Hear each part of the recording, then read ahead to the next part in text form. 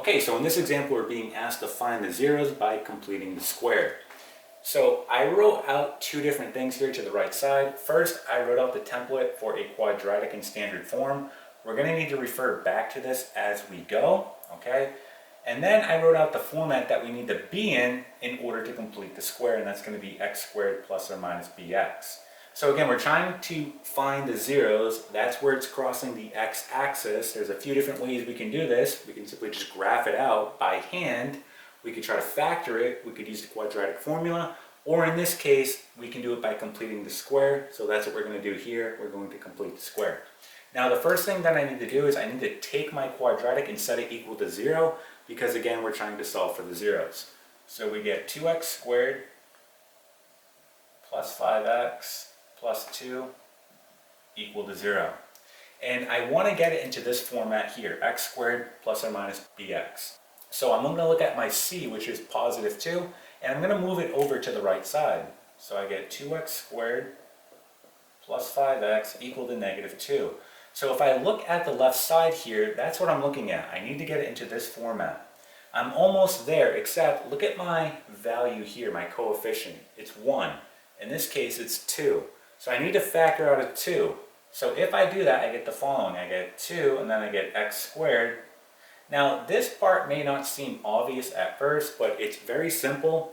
So all I'm going to do is write this as a fraction. And on my denominator, I'm going to write there what I factored out, in this case 2. So I'm going to write it like this, plus 5 over 2x, and then equal to negative 2.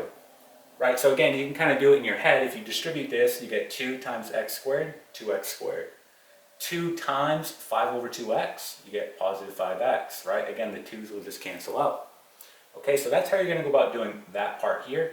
So now if I look at what I have in parentheses, right, this part and here, I'm in the correct format.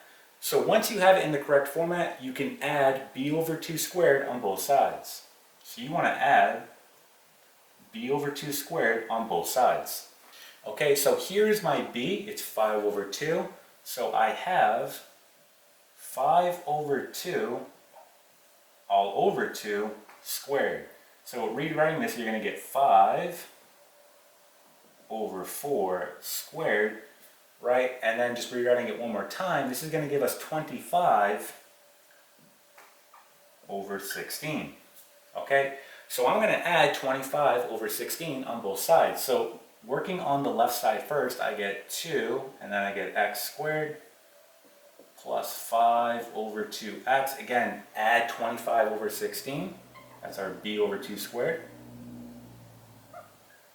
Okay, close it. And then equal to, remember, what I do to one side, I have to do to the other. Now, be careful here, because I'm actually not going to add 25 over 16 here, because if you look at my 2 on the outside, if I distribute this, it's not actually 25 over 16, but it's actually 50 over 16. And that can be tricky, so just watch out for that. So you're not going to add 25 over 16, you're actually going to add 50 over 16. All right, so just be careful of that. Okay, so now at this point, you can go ahead and factor the left side. This is very simple. What we're going to do is simply just write 2, and then we want to factor what we have in parentheses. All you have to do is look what b over 2 was. So this part right here, here's b over 2. Well, when we simplified it down, b over 2 was 5 over 4. So what I'm going to do is write it like this.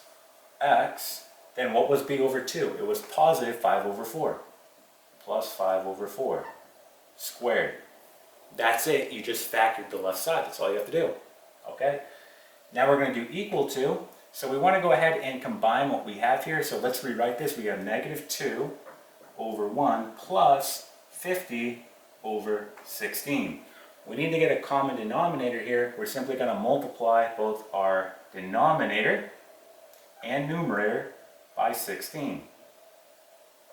Okay, so when we do this, we get negative 32 all over 16 plus 50 over 16.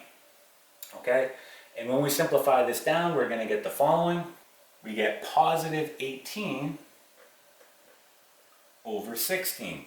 And then why don't we go ahead and reduce it? 2 goes into 18 9 times. 2 goes into 16 8 times. Okay, so what I'm going to do is write 9 over 8 here on the right side.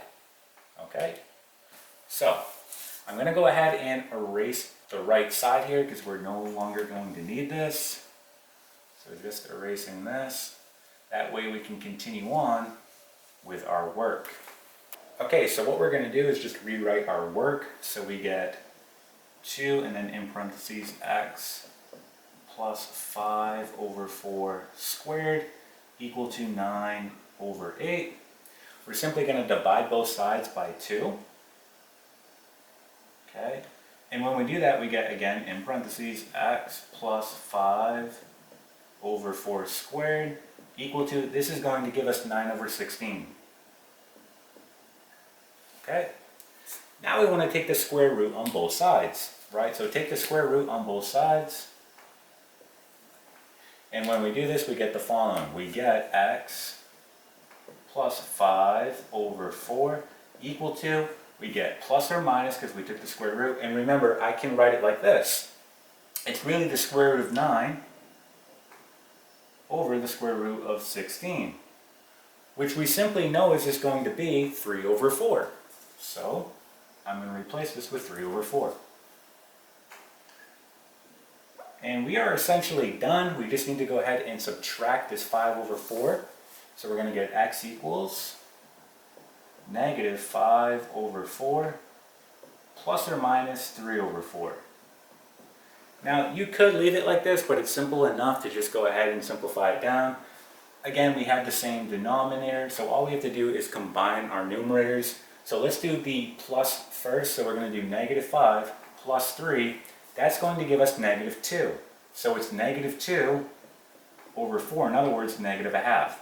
So this is going to be one of our zeros. So we get x is equal to negative a half. Let's do the same thing now for the minus. So we're going to do negative 5 minus a 3. That gives us negative 8 over 4, which is negative 2. So another zero is going to be x equals negative 2. Right? So these are going to be the zeros. Okay? We could also write it as a point, so we could do the following. We could write it as negative a half, comma, 0, and negative 2, comma, 0. We can also write it in this format here as points, right? So these are the zeros of the quadratic, and we found them by completing the square. Okay? And that is it.